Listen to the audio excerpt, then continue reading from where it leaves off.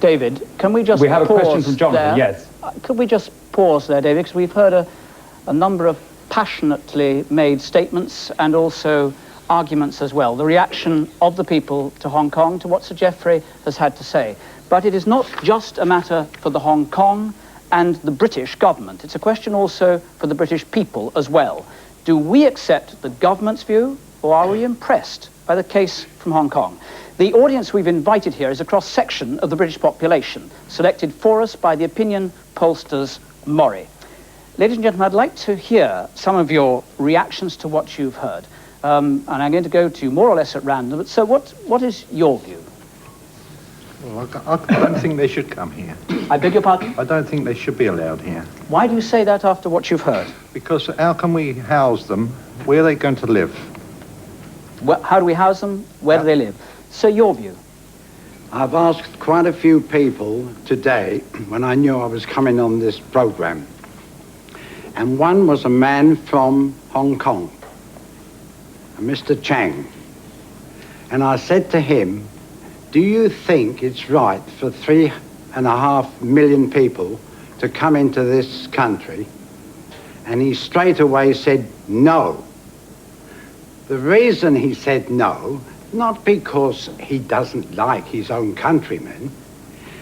We had a big discussion about this, and it was, where are you going to put them?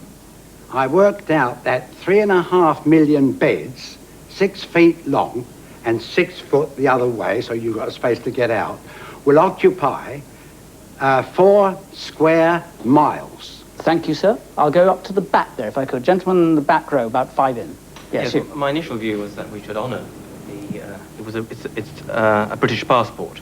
However, I agree with Sir Geoffrey that once you give them the right, the thought of 3.25 million people coming into this country horrifies me. What about the thought that was also put from Hong Kong, that one of the consequences of giving the right will make it much less likely that people will need to exercise the insurance policy, and we're not really dealing with a Gadarene rush of 3.5 million people? It's a hypothetical at that point. You can't take the chance. Sir, your view? Just below. Of course we should honour our obligation. Of course we should. And with regards to insurance, this country makes a great deal of money out of insurance. Why do you not find yourself responsive to the sorts of point the gentleman down here was making about the numbers? We simply can't absorb the numbers. A British passport is a British passport, however it's couched. It's an obligation. Sir, next door.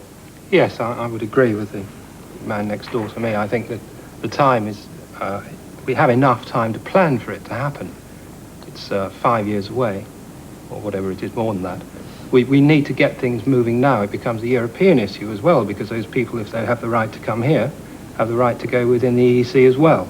And we need to ask our European partners how they can help plan for it as well. Madam down here, just in the front. Well, I think it's our duty to do something. We should find an alternative. Should find an alternative. alternative. There has to be another way. Yes, the gentleman at the back with the red tie and the green and white shirt. Yes, I find it absolutely deplorable listening to some of the comments made. I believe the situation is akin to what the Jews faced in Germany circa 1934. And I believe it is up to the international community to internationalize the situation. To internationalise the situation. You want the British government to deal either through the UN or the EC and America to try and get a conglomerate of countries prepared to give the guarantee. Is that what you're suggesting? Either to give the guarantees of exit, or either, like we've done with Taiwan, a military guarantee. Thank you. Madam, down here, what's your view? No, I don't think they should be allowed in. It's far too small an island, and it would be a terrible burden on the taxpayer. Are there other views similar to that here? Yes, gentleman immediately behind. I think that it is an inescapable moral obligation, and as for the favourable future negotiated for Hong Kong, I'd like to ask Sir Geoffrey what he thought that Jardine Matheson thought of it. Can you expand on that thought? What do you think Jardine Matheson thought of it? Well, I think they thought they had no future in Hong Kong once it ceased to be a British colony.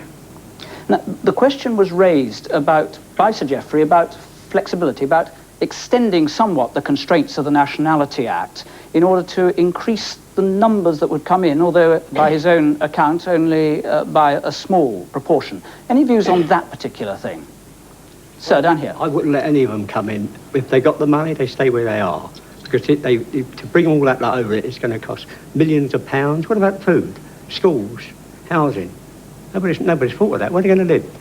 There's the gentleman with the blue and white sweater on.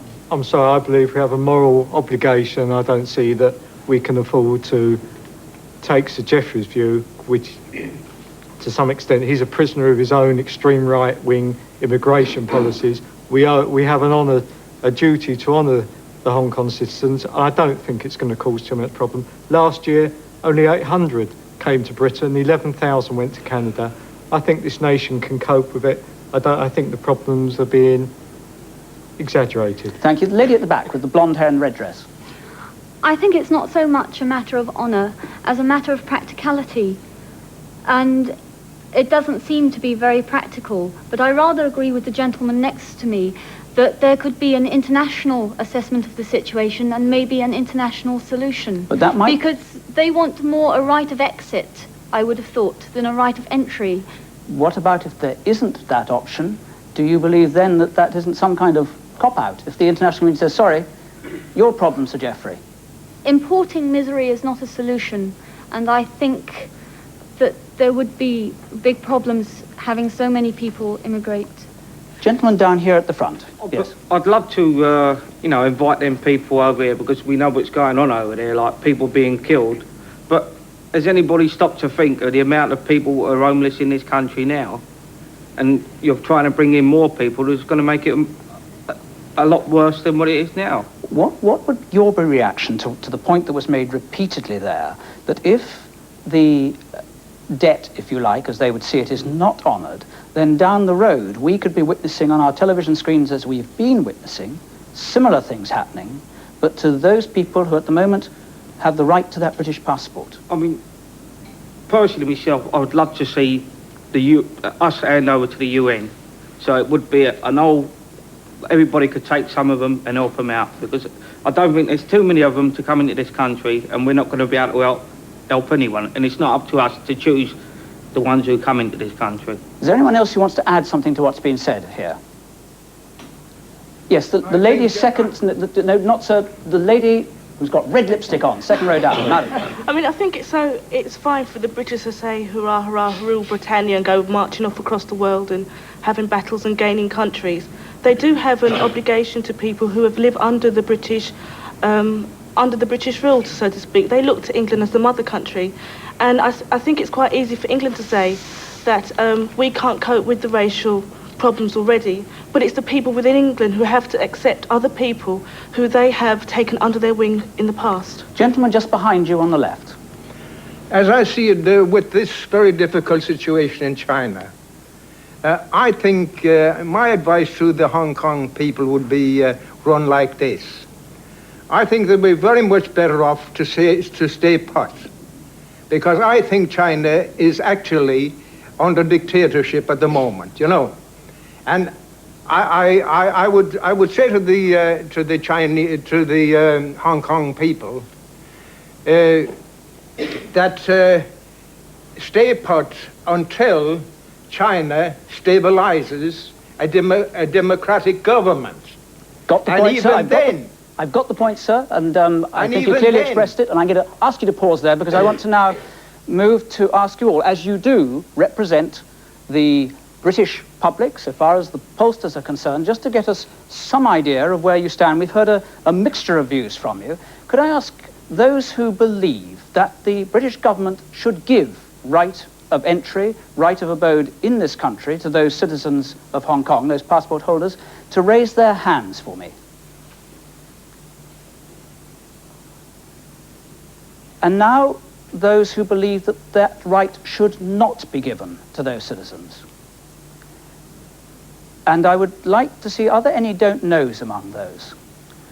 We have two don't knows.